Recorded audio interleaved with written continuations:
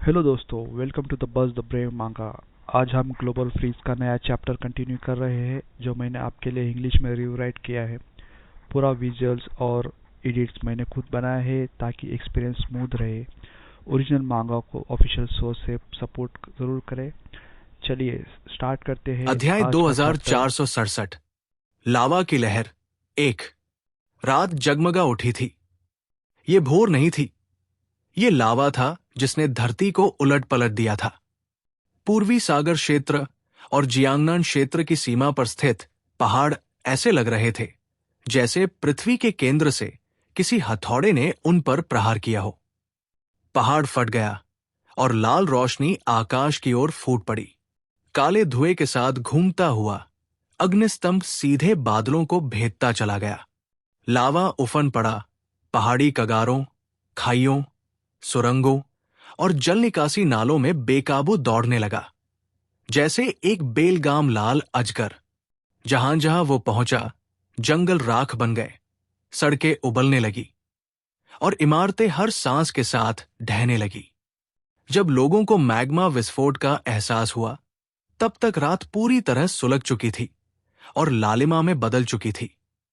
इसके तुरंत बाद गड़गड़ाहट और बुलबुलाहट के साथ, जैसे कियांतांग नदी की ज्वारीय लहर, झुलसाता हुआ लावा दूर क्षितिज से उमड़ पड़ा।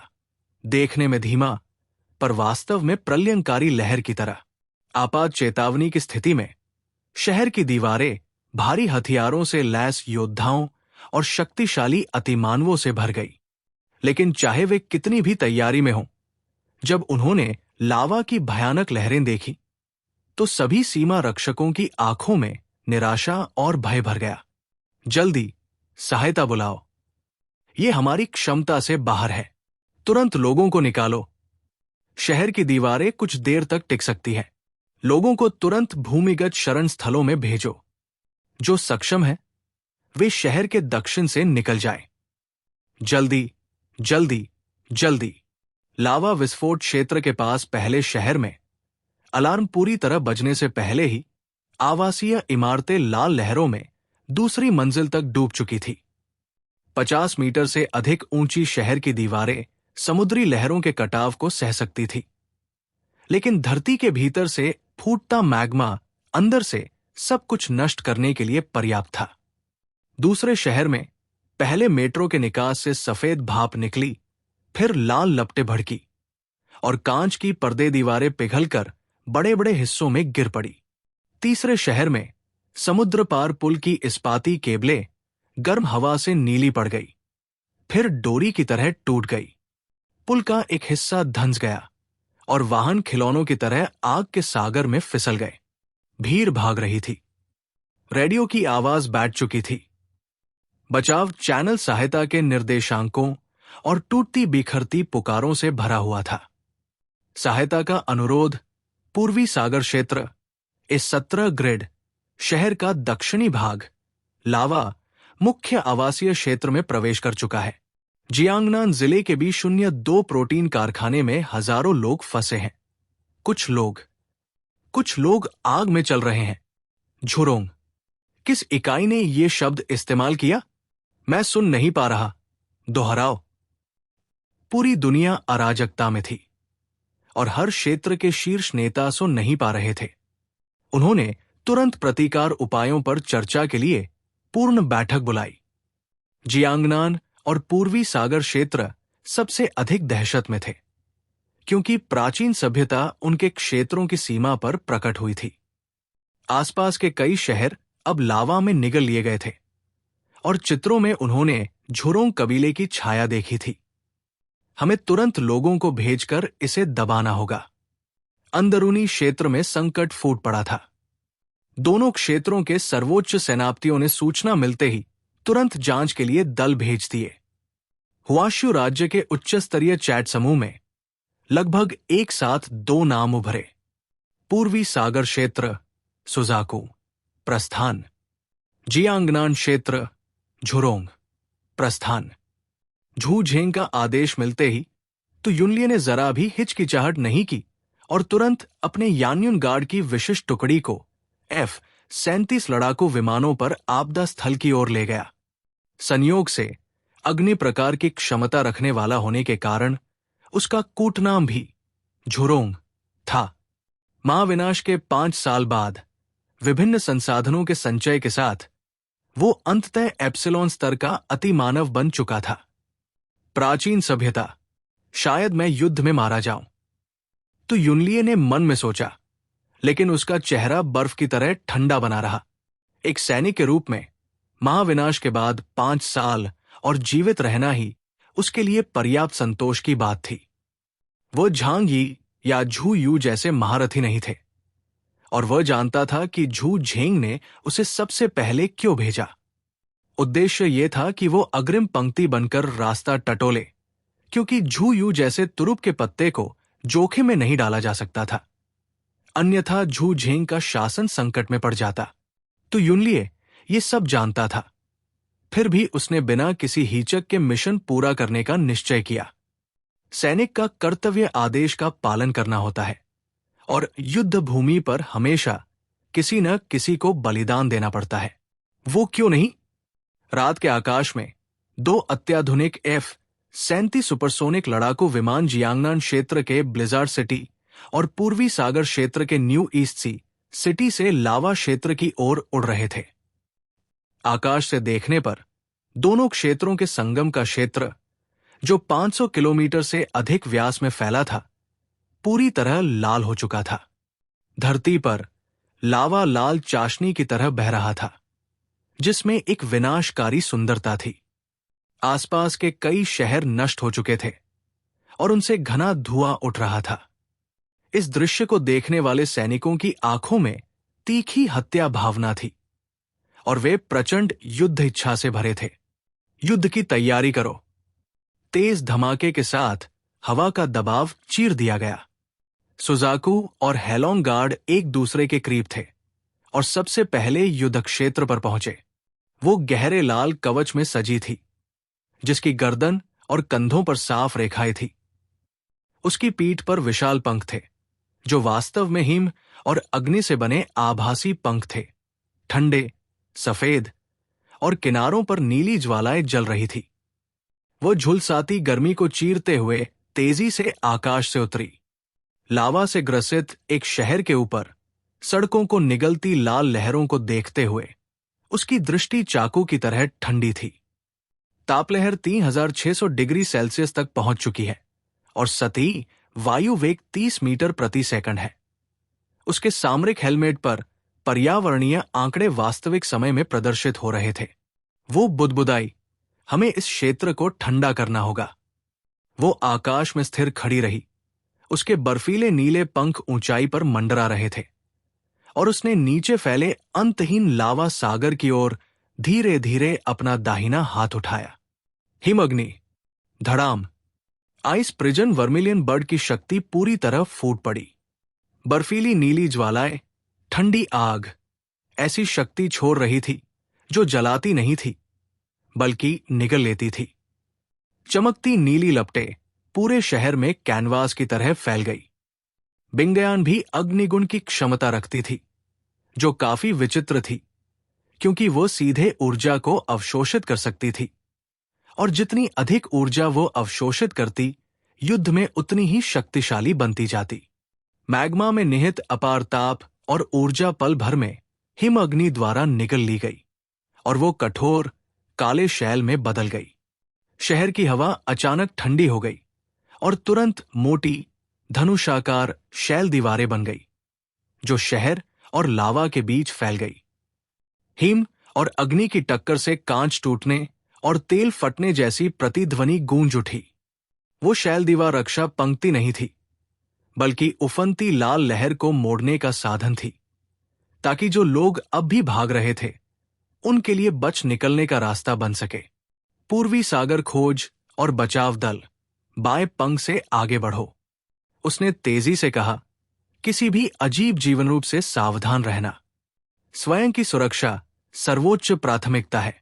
पूर्वी सागर क्षेत्र के विशिष्ट हेलोंग गार्ड तुरंत सहमत हुए और वर्मिलियन बर्ड द्वारा खोले गए शीतल क्षेत्र में 3 सदस्यीय दलों में तेजी से प्रवेश कर गए, जीवित बचे लोगों की तलाश और झुरोंग कबीले की जानकारी इकट्ठा करने के लिए। धड़ाम। शहर के दूसरे छोर से अचानक विस्फोट की आवाज आई, जैसे किसी का दिल अचानक सीने में उछल पड़ा हो। तो युनलिए आग पर सवार होकर पहुंचा। उसके पास वर्मिलियन बर्ड जैसा ठंडा, सुरुचिपूर्ण कवच नहीं था, बल्कि केवल एक संशोधित युद्ध वर्दी थी, जिसके कंधे के कवच पर जियांगनान का चिन्ह खुदा था और कमर पर 2 वलयाकार ऊर्जा संग्राहक लगातार लाल रोशनी चमका रहे थे। उसका ठंडा, कठोर चेहरा अब भी सैन्य वर्दी की ऊंची कॉलर में आधा छिपा हुआ था। केवल उसकी दृढ़ आंखें दिखाई दे रही थी। अध्याय 2468। लावा की लहर 2। अग्निदेव विस्फोट। विस्फोट दूरी 1600 मीटर ऊष्मीय दाब बाहर की ओर धकेल रहा है। उसने अपनी हथेली उठाई, उंगलियां कसकर भींच ली। फिर उसने सामने के लावा क्षेत्र की ओर सीधा मुक्का मारा। उसकी मुट्ठी पर लिपटी तीव्र ज्वालाएं सर्पिल तूफान में बदल गई और भयानक वेग से आगे जा टकराई। आग से मैग्मा को निगलना आसान नहीं होता, लेकिन ऐसे स्थानों पर अग्निगुण वाले अतिमानवों की शक्ति कई गुना बढ़ जाती है। उस एक ही प्रहार से जमीन का एक बड़ा हिस्सा साफ हो गया, मानो हवा में अदृश्य विस्फोटक भर दिए गए हों। लावा के किनारे पर आग टुकड़ों टुकड़ों में फटी और सड़कों को निगलने आ रही लाल लहर को दोनों ओर धकेल दिया। तो युनलिए धीरे धीरे हवा से नीचे उतरा, एक पैर से पिघले हुए लावे को कुचलते हुए। उसकी नजर उजड़े हुए शहर पर जमी थी। फिर से ये कितनी बार हो चुका है? लानत है इन बाहरी जातियों पर। उसकी मुट्ठियां इतनी जोर से भींची गई कि चरमराने की आवाज आई। जियांगनान क्षेत्र को विदेशी कबीलों ने सबसे ज्यादा बार परेशान किया था। वुलुआन साम्राज्य ने कई बार आक्रमण किया। हालांकि तियानहाई शहर ने अधिकांश हमले झेल लिए, लेकिन आसपास के शहर भी प्रभावित हुए और भारी जनहानि हुई। अब शांति को 1 साल भी नहीं हुआ था कि एक और प्राचीन सभ्यता ने हमला कर दिया। अनुमान के अनुसार लावा हमले में 2 लाख से ज्यादा लोग मारे गए, और ये सब आधे घंटे से भी कम समय में हुआ। मैं तुम सब गंदगी को जलाकर राख कर दूंगा। तू युनलिए गरजा। उसने संचार चैनल के जरिए सीधे झूकवे से संपर्क किया। झूकवे, ये झुरोंग है। मैं अनमा शहर पहुंच गया हूं। प्राप्त हुआ। झूकवे की आवाज शांत थी। स्थिति स्पष्ट नहीं है। पहले बचाव करो, फिर परिस्थिति के अनुसार आगे बढ़ो। दोनों ने आकाश की ओर देखा। यहां की हर गतिविधि को दोनों बड़े क्षेत्रों के उच्च अधिकारी वास्तविक समय में देख रहे थे। अंतरिक्ष आधारित हथियार भी पहले से लक्ष्य पर थे, जिससे उन्हें बड़ा आत्मविश्वास मिला हुआ था। बिना देर किए दोनों ने तुरंत अपनी टीम को लेकर बचाव कार्य शुरू कर दिया। लोगों को निकालना, मलबा हटाना, आग को दबाना और अस्थायी ऊष्मानिष्कासन मार्ग बनाना। उन्होंने आपदा के जबड़े को बाहर की ओर मोड़ा, सबसे पेशेवर आपदा राहत तरीकों का उपयोग करते हुए, तेज, सटीक और जान की बाजी लगाकर। महाविनाश के बाद के 5 वर्षों में आपदा राहत के तरीके अत्यंत परिष्कृत हो चुके थे। 2 एप्सिलॉन के होते हुए भी यहां पहुंची अस्थायी टुकड़ी संख्या में बहुत कम थी, और एप्सिलॉन बचाव से ज्यादा विनाश में निपुण होते हैं। इसलिए उन्हें इधर उधर दौड़ते हुए किसी भी क्षण प्रकट हो सकने वाले झुरोंग कबीले से भी सावधान रहना पड़ रहा था। शहर अब भी जल रहा था। दूर की पहाड़ी धारियां लोहे के खुले जबड़ों जैसी दिख रही थी, जिनसे असहनीय गर्मी और लाल रोशनी उगल रही थी। मैग्मा उफनते लाल सागर की तरह धरती की दरारों से फूट रहा था। जलती लपटों की लहरें, फटती हवाएं और तीखी गंध लिए पागलपन में मानव सड़कों, पुलों और ऊंची इमारतों की ओर दौड़ रहा था। पूरे शहर के ऊपर का आकाश गहरे लाल रंग में रंग चुका था, और बादल आग की विकिरण से दबकर मुड़ गए थे, मानो गिरने को तैयार एक विशाल अग्नि टोपी हो। अलार्म, सायरन, परमाणु संयंत्रों के आपात बंद होने की भन भनाहट, एम्बुलेंस की तेज धड़कने और शरणार्थियों की चीखें व प्रार्थनाएं सब मिलकर एक कांपती हुई ध्वनि दीवार बना रहे थे, जो हर किसी के कानों पर प्रहार कर रही थी। झूकवे और तु युनलिए के चेहरे कठोर थे। वे अपने युद्ध परिधानों की अत्यधिक तापरोधक क्षमता के सहारे तेजी से एक एक जीवित व्यक्ति को बचा रहे थे। उन्होंने बड़ी संख्या में जले हुए, कोयले या पत्थर बन चुके शव देखे और अनगिनत गंभीर रूप से घायल लोग। बचाव दल हवा में झपटते हुए बचे लोगों को उन क्षेत्रों में पहुंचा रहे थे जिन्हें लावा ने अभी नहीं निगला था। झूकवे ने अपनी हिम अग्नि शक्ति से एक विशाल शैल दीवार बनाई, जिससे जीवित बचे लोगों के लिए एक अस्थायी आश्रय बन सका। इस प्रलयकारी दृश्य के बिल्कुल केंद्र में झूकवे और तु युनलिए कंधे से कंधा मिलाकर खड़े थे। दोनों क्षेत्रों की विशेष टुकड़ियां अंततः फिर से एकत्र हो चुकी थी। क्या किसी बाहरी जाति को देखा गया? तु युनलिए ने ठंडे स्वर में पूछा। नहीं, लेकिन मुझे लगता है वे जल्द ही आएंगे। झूकवे की आंखें दूर टिकी थी, चेहरे पर ठंडी गंभीरता थी। उन्होंने इतना बड़ा हंगामा मचाया है ताकि धरातल पर रहने वाले हम मनुष्यों की ताकत परख सकें। तो अगर हम सामने आए हैं तो वे भी जल्द ही आएंगे। तो युनलिए की दृष्टि और कठोर हो गई। तुम सही हो। जब सभ्यताओं के बीच युद्ध होता है तो शुरुआत हमेशा आपसी परख से होती है। एक बात थी जो उसने नहीं कही कि वो और झूकवे दोनों ही अपनी अपनी सभ्यताओं द्वारा भेजा गया चारा थे, और ये चारा यही मर भी सकता था। मानो उनकी बात की पुष्टि करने के लिए कुरामा शहर में लावा के सागर को रोकने के बाद पूरे लावा क्षेत्र के बीच एक विशेष खाली इलाका साफ दिखाई देने लगा। ये स्वाभाविक रूप से झुरोंग कबीले का ध्यान खींचने वाला था। झूकवे और तु युनलिए खंडहरों के बीच खड़े रहे, बचाव दल और घायलों की रक्षा करते हुए शांतिपूर्वक प्रतीक्षा करते रहे। उन्हें ज्यादा देर इंतजार नहीं करना पड़ा। अगले ही पल हवा में दांत किटकिटा देने वाली चीरती हुई चीख गूंज उठी। धड़ाम! कुरामा शहर के उत्तर में धरती अचानक फट गई और उससे भी अधिक भयानक मैग्मा सुनामी उमड़ पड़ी। ये केवल बहाव नहीं था, बल्कि पूरा ज्वालामुखी गर्त उलटकर ढह रहा था। लाल, नारंगी और चमकदार श्वेत रंगों का तरल नरक शहर के केंद्र से दर्जनों मीटर ऊपर उठ खड़ा हुआ। चिंगारियों से बने एक जीवित, सांस लेते विशाल व्हेल की तरह वो अपार दाब के साथ उछला, दावानल भड़काता हुआ शहर विनाशक शक्ति लिए आगे झपटा। लहर की चोटी लगातार फट रही थी और अनगिनत आग की जीभें उगल रही थी।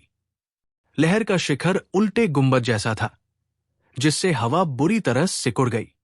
स्थिर हवा में सड़क बत्तियों के कांच उसी जगह चटक गए और चिंगारियां डरे हुए जुगनुओं की तरह उड़ने लगी।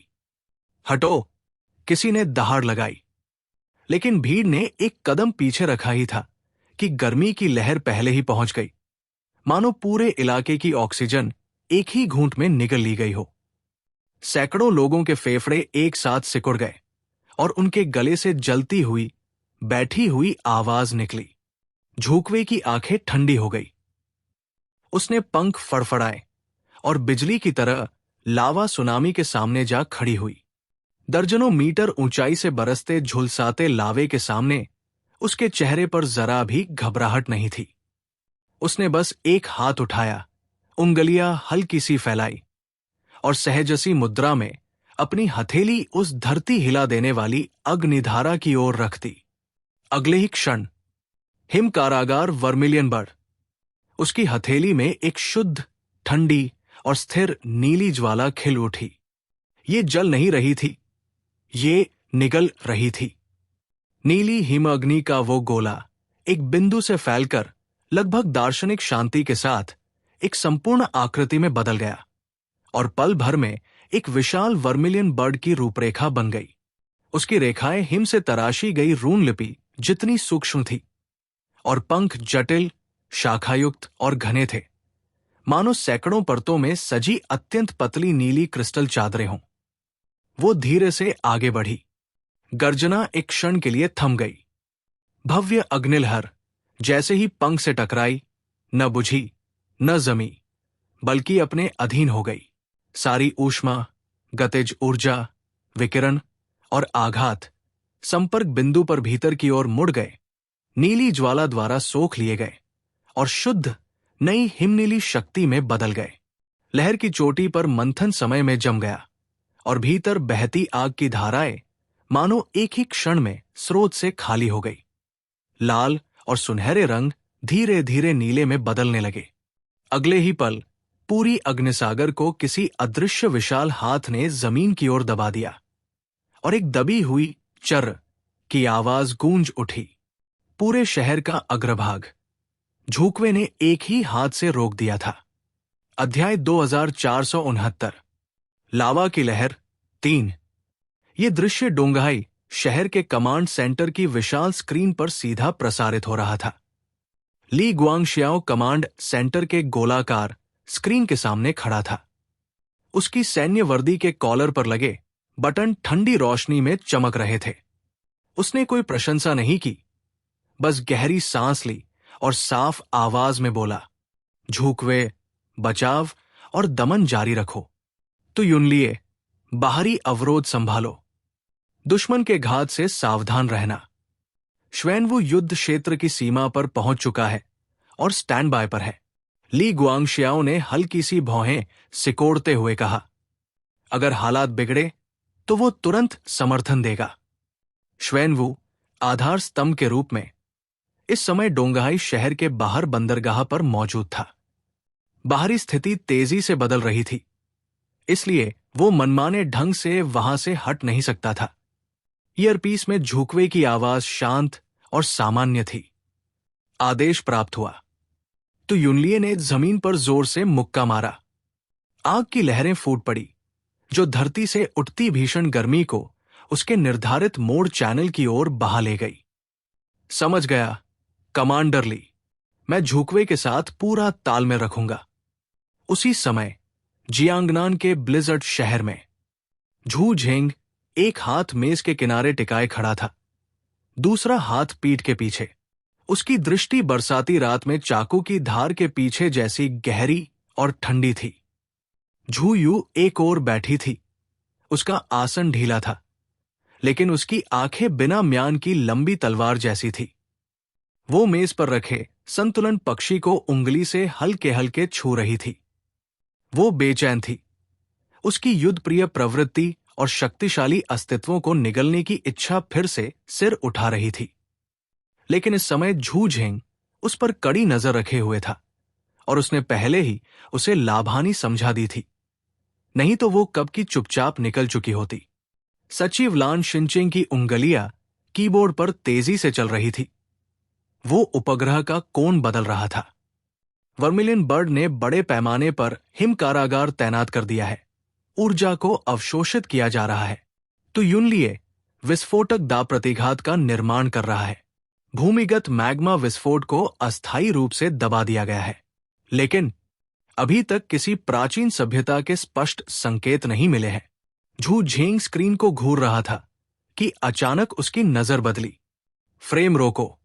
स्क्रीन पर नीला और लाल रंग अभी भी आमने सामने जमे हुए थे। तभी अगले ही क्षण जमीन मानो अदृश्य विशाल खंभों की कतार से उठा दी गई हो। लावे के सागर से 5 दहकते हुए अग्निस्तंभ सीधे ऊपर उठे, जैसे 5 लालत भाले रात को चीरते हुए खड़े हों। लपटें शांत हुई और 5 आकृतियां उन स्तंभों के शिखर पर खड़ी दिखाई दी। वे धरती से ऊपर उठे। उनके पैरों तले अग्निस्तंभ हवा में घूमती हुई पिघले सोने की सीढ़ियों में सिमट गए। गहरी लाल प्रकाश रेखाएं मानो जीवित हों, उनकी टखनों के चारों ओर लिपटती हुई ऊपर चढ़ी और अंत में उनके कवच की दरारों में जम गई। क्लिक। एक बहुत हल्की जकड़ की आवाज आई, मानो किसी प्राचीन राजसत्ता ने उन पर अपना स्थान ग्रहण कर लिया हो। 5 लंबे लाल आकृतियां लावे से बाहर निकली और तो युनलिए तथा झुकवे के सामने प्रकट हुई। वे कद में ऊंचे थे। उनकी मांसपेशियां ज्वालामुखी चट्टान पर उकेरी गई चाकू की धारों जैसी लगती थी। उनका गहरा लाल कवच पहना हुआ नहीं था, बल्कि त्वचा और मांस के साथ एक आकार था, और कवच पट्टियों के किनारों पर पिघलने के सूक्ष्म निशान थे। हर एक के हेलमेट पर अलग अलग अग्निमुकुट सजे थे। कहीं पंखे जैसे, कहीं ज्वाला की शाखा जैसे, तो कहीं बहती आग के जाल की तरह। उनकी आंखों में पुतलियां नहीं थी, बल्कि अत्यंत लंबी सुनहरी रेखाएं थी, मानो हवा में जाल बुनने की कोशिश कर रही हों। जैसा कि अपेक्षित था, झुरोंग कबीले के 5 योद्धा तो युनलिए और झुकवे की ओर खिंचाए और शहर के केंद्र में दोनों के सामने खड़े हो गए। इतना भव्य और भयावह रूप देखकर पीछे खड़े हैलोंग गार्ड और यान्युन गार्ड के सदस्यों के दिलों में डर समा गया। तो युनलिए और झुकवे की दृष्टि भी गंभीर और ठंडी हो गई। आखिरकार असली अपराधी सामने आ ही गया, वही जिसने ये सब किया, दोनों ने ठंडे स्वर में कहा। धरती पर रहने वाले मनुष्य, उनमें से एक बोला। उसकी आवाज गहरी और गूंजती हुई थी, जैसे ज्वालामुखी के पेट की प्रतिध्वनि। हालांकि वे एक ही भाषा नहीं बोलते थे, लेकिन बुद्धिमान उपकरणों द्वारा रेडियो तरंगों का अनुवाद हो रहा था, जिससे वे एक दूसरे का अर्थ साफ समझ पा रहे थे। पांचों के प्रकट होते ही 2 मीटर से अधिक ऊंचे उनके विशाल कद ने उन्हें तो युनलिए और झुकवे पर ऊपर से देखने की स्थिति में ला दिया। उनकी आंखों में दोनों को ऐसे परखा गया जैसे दुर्लभ पशुओं को देखा जाता है, लेकिन जल्द ही उनमें उपेक्षा झलकने लगी। ज्यादा ताकतवर नहीं लगते, इतने कमजोर और छोटे शरीर में भला कितनी शक्ति हो सकती है। एक अन्य झुरोंग योद्धा ने तेजी से ठंडे किए गए मैग्मा से बनी भारी कुल्हाड़ी अपने कंधे पर टिका रखी थी। कुल्हाड़ी की धार पर लाल लावे की धारियां बह रही थी, जो भयानक गर्मी फैला रही थी।